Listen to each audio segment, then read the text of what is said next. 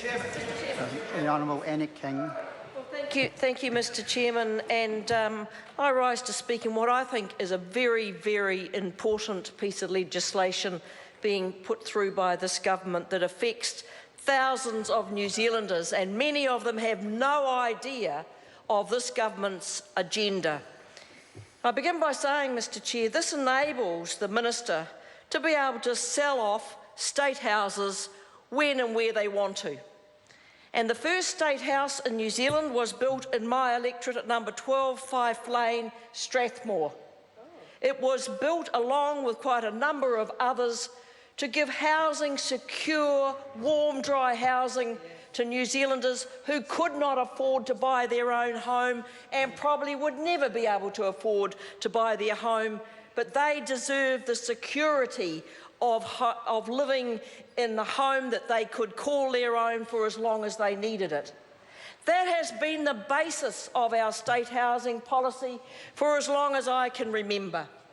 And I can remember as a child living in Milton Street, Murchison, where my parents were able to build a home with a state advance loan, and next door to us was a state house, and next door to that was a home that somebody owned, and the next door to that was a state house, but there was no distinction amongst the children or the families who lived there. We lived side by side and our houses looked the same.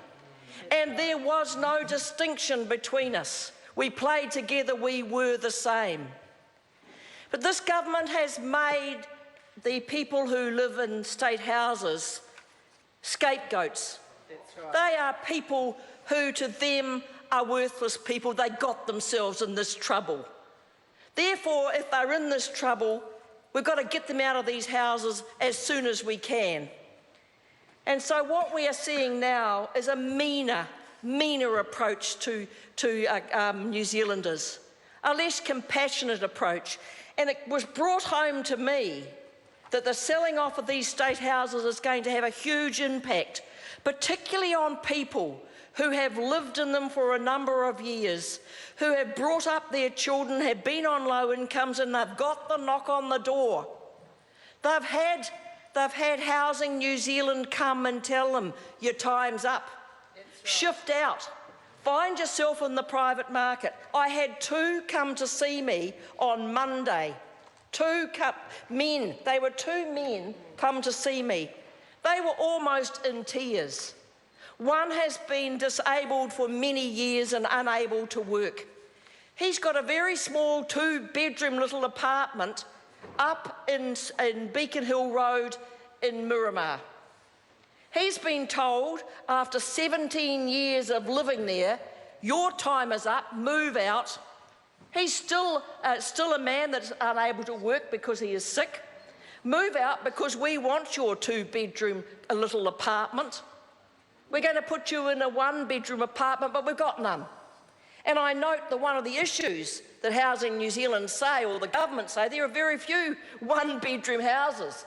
So they're going to shift this poor man and his wife out if they find a 1-bedroom place, but he's been given 3 months, he's got to leave. His next door neighbour, migrants who came to this country, who are on low income, with a husband that doesn't work and a wife who does, who is not much above the minimum wage, they've been told, you have to shift because you've got a 2-bedroom little apartment. They have been there for 15 years. They are told these are no longer their homes. They are to be given away to someone else to live in, or to manage, or to sell off. That's not the New Zealand that I know or want to live in.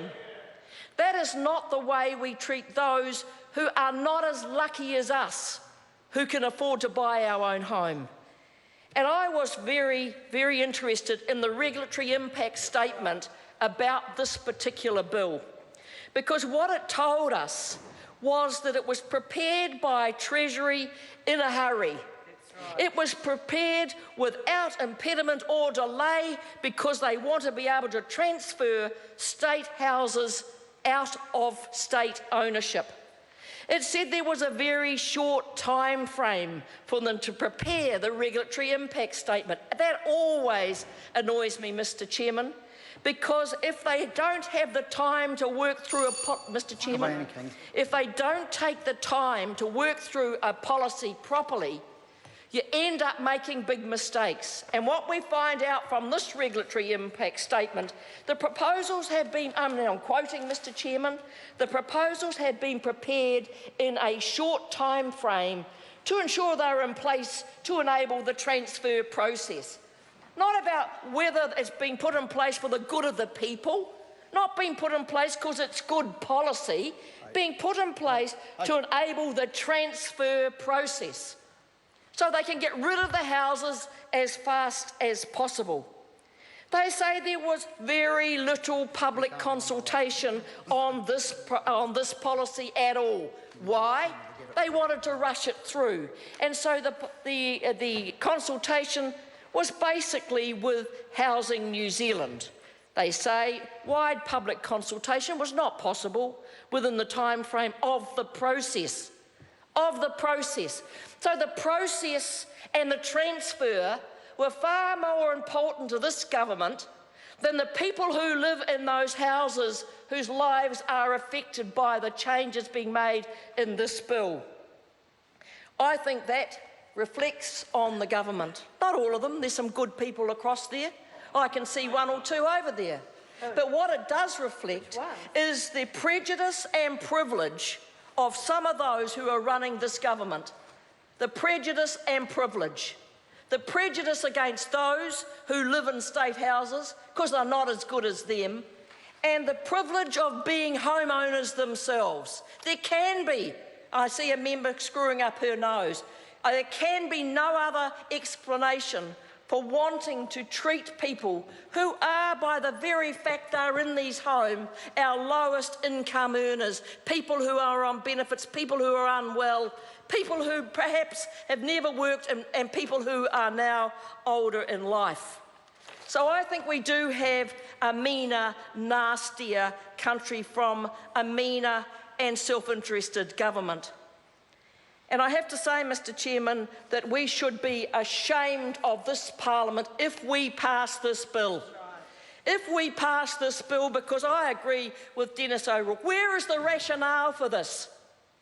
What is the underlying rationale that we would want to get rid of state houses for New Zealanders? Why aren't we building more of them? There is a housing shortage in New Zealand. Home ownership is going down. Private rental costs are going up, and people's wages are hardly moving. And we're saying, what will we tackle first? Let's get rid of the houses that people are living in that are state house rentals. So we're going to get rid of them out of the provinces. They say, oh, well, nobody wants them. Well, how come there are people desperate for houses in those provinces who drive past or walk past empty houses and wonder, why not me? Why haven't I been able to get into one of those houses in one of these smaller towns? Every town in New Zealand will have a need for a house for people who are finding it very difficult to get one. We should not go down this path. We should not be going down the path of not providing good, affordable housing for those who will never be able to go out and buy their own. And so, Mr. Chairman, we will argue against this bill until it is stopped by the government.